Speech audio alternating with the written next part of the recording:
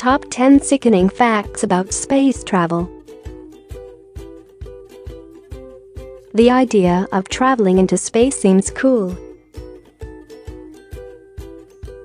Many of us have imagined becoming astronauts or possibly the first person on Mars at some point in our lives. Who hasn't wanted to touch the stars? However, there are some facts that might have made us reconsider if our dreams hadn't died off anyway. From the unfortunate consequences of venturing into a decidedly human-unfriendly environment to the inability of Earth-made products to properly adjust to space, there are many attributes of space travel that you may not have anticipated. Here are 10 sickening facts about space travel. 10. NASA doesn't know what to do with astronauts who die in space.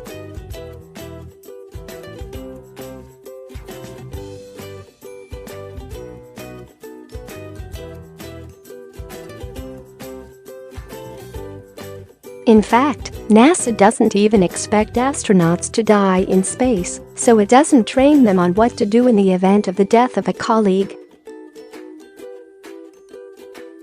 But what would happen if an astronaut dies in space? The possibility of this is higher than ever as NASA plans for long-term missions like a trip to Mars. One option is to release the body into space. However, this isn't really an option since the United Nations prohibits the dumping of litter, which includes bodies, in space over fears that they might collide with spaceships or contaminate other planets. Another option is to store the body inside the spaceship and bury it upon returning to Earth. Again, this is not an option since it would put the lives of other astronauts at risk. A last option, if man ever gets to colonize Mars, is to use the body as fertilizer. However, it remains in doubt whether humans make good fertilizer. NASA is currently working with Premature, a burial company, to develop what it calls body back.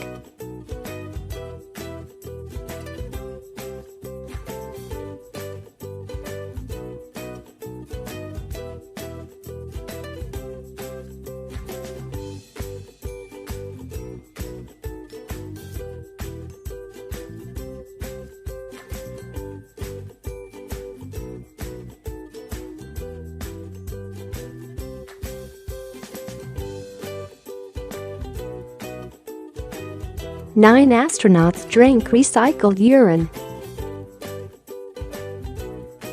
Access to fresh water can be a problem in space.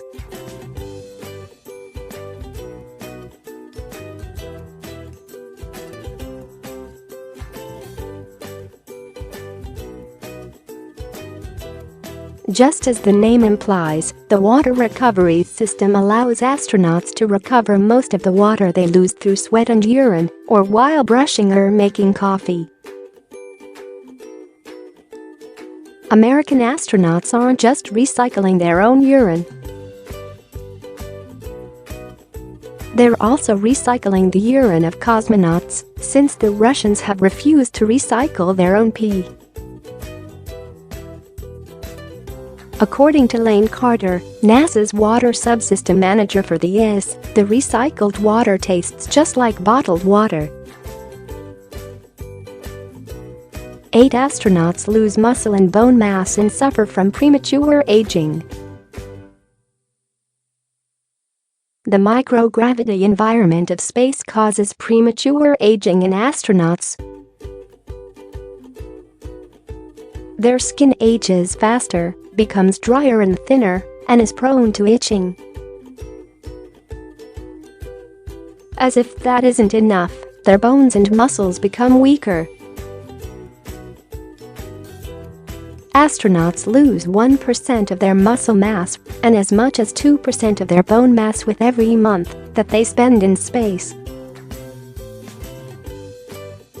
A 4 to 6 month trip to the International Space Station would lead to the loss of about 11% of the mass of the hip bone.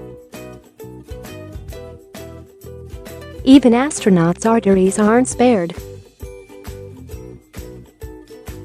They've become stiffer, as would be expected in people 20 or 30 years older.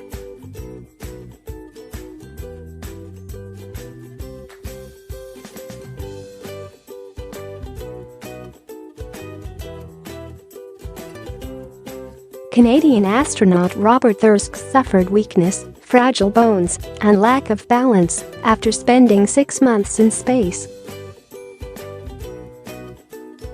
He said he felt like a senior citizen by the time he returned to Earth. Premature aging is now recognized as one of the side effects of space travel. It remains unpreventable, although astronauts can reduce its effect by exercising for 2 hours each day.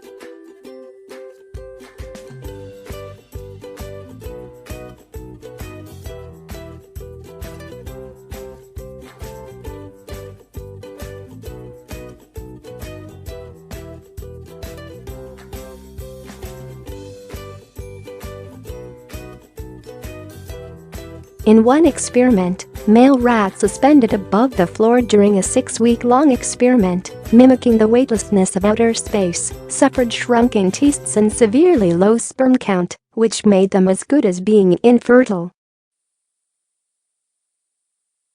Female rats suffered a similar, or even worse fate, when they were sent into space. Their ovaries ceased working after just 15 days.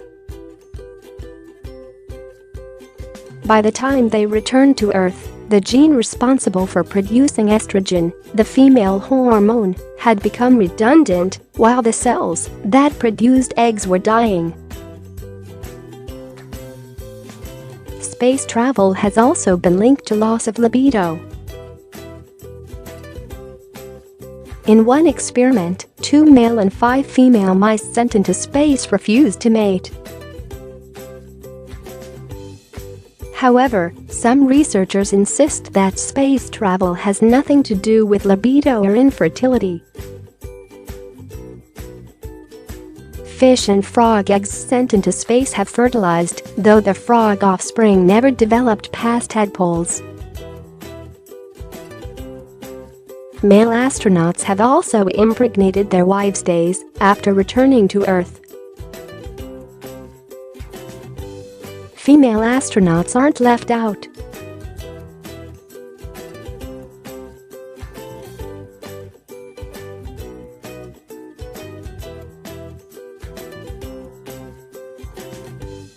The effects of space travel on reproduction remain debatable, and from the look of things, we're not finding out soon.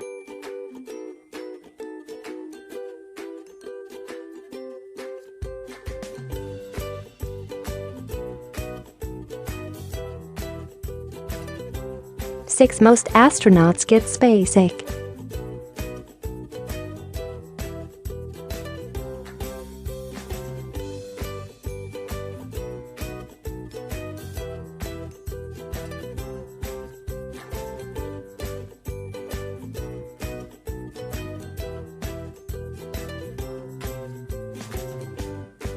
One notable astronaut who experienced space sickness is ex-Senator Jake Garn, who started showing symptoms even before leaving Earth.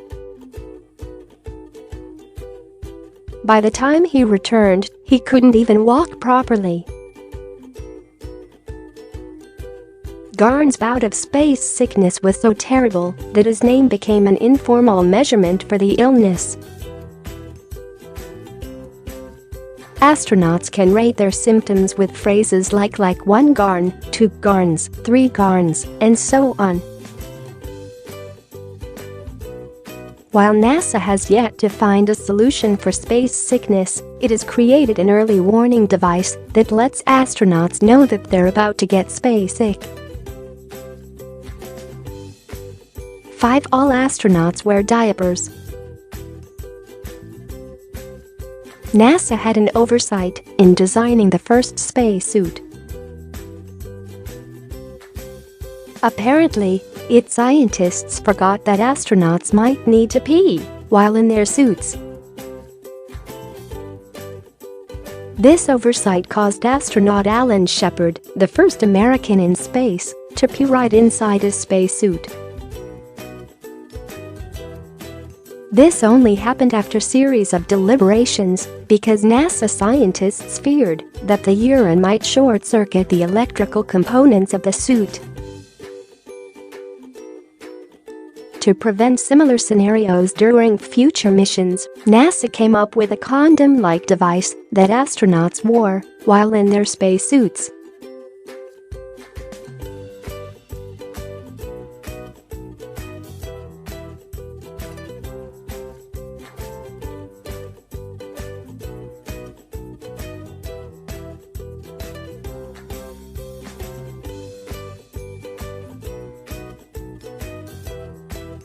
In 1988, NASA replaced DACT with the Maximum Absorbency Garment, MAG, which is basically an adult diaper, except that it has been modified to look like shorts. Each astronaut is given 3 MAGs for every mission. They wear one when going into space and one when returning, and keep the third as an extra. For it might be a good idea to masturbate in space.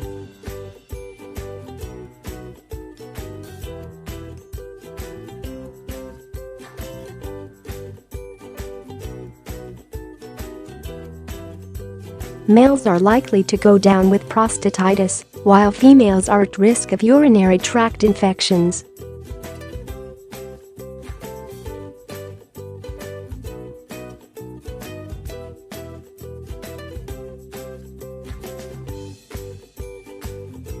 While this statistic proves that genitourinary illnesses only affect a small percentage of astronauts, they aren't minor issues and could lead to the termination of space missions. The Soviet Union found this out the hard way in 1985 when cosmonaut Vladimir Vasyutin was forced to return to Earth after spending only 2 months out of a planned 6-month stay at the Salyut 7 space station. Vladimir had suffered severe prostatitis, which caused fever, nausea, and serious pains whenever he urinated. Marjorie Jenkins, NASA's medical advisor, clarified that prostatitis could be one of the effects of decreased ejaculation. When men do not ejaculate enough, bacteria can accumulate in the prostate and cause an infection. It is unknown whether astronauts are required to masturbate during space missions, but this doesn't mean they haven't been doing it.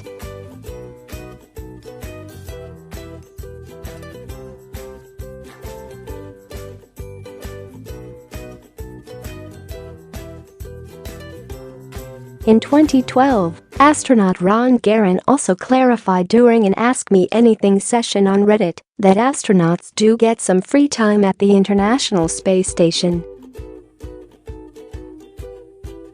When asked for further clarification, he said, "I can only speak for myself, but we're professionals." 3 emergency medical services are non-existent in space. NASA has no sophisticated medical equipment on board its spacecraft, or even the IS. All it has are drugs and basic equipment that qualify as first aid. This means astronauts cannot be treated for anything other than basic ailments. So, what happens when an astronaut becomes severely sick or even requires surgery? When such happens, NASA demands that the astronaut is sent back to Earth.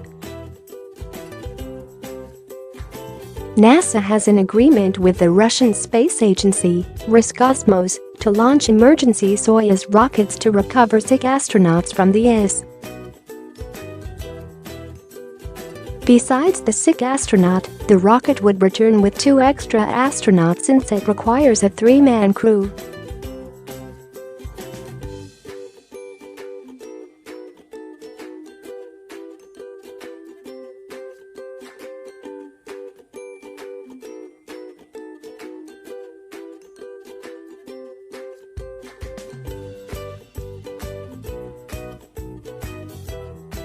Two drugs are less effective in space.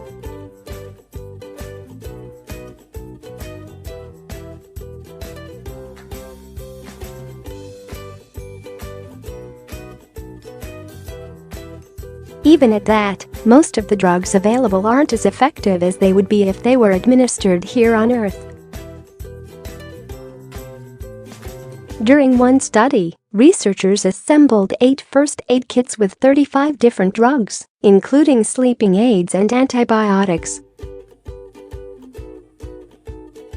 4 of the kits were sent to the International Space Station, while the remaining 4 were kept in a special chamber at NASA's Johnson Space Center in Houston.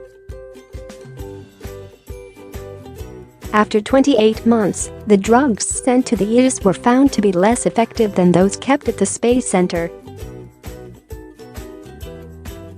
6 of the drugs were also found to have either liquefied or changed in color compared to only 2 kept at the Space Center undergoing those changes.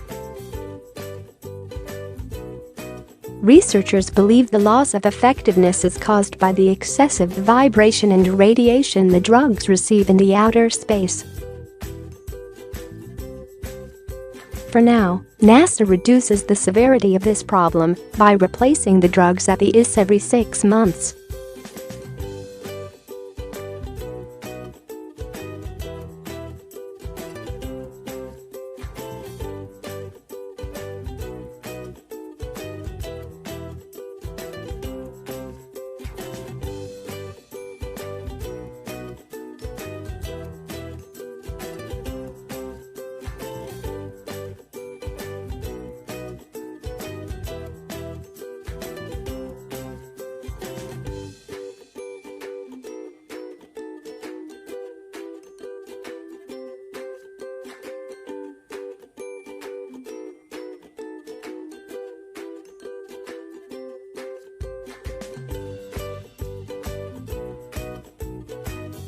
In fact, most astronauts complain of headaches early into their missions.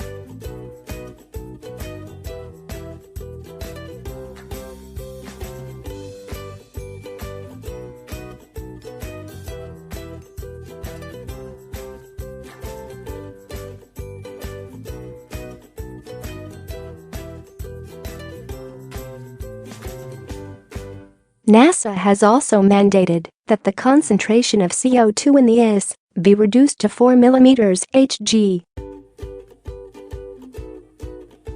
However, this is still higher than the recommended 2.5 mm Hg. NASA could reduce it to this level, except that it would wear the fans out faster. Hopefully, NASA will find a solution to this problem before we start traveling to Mars.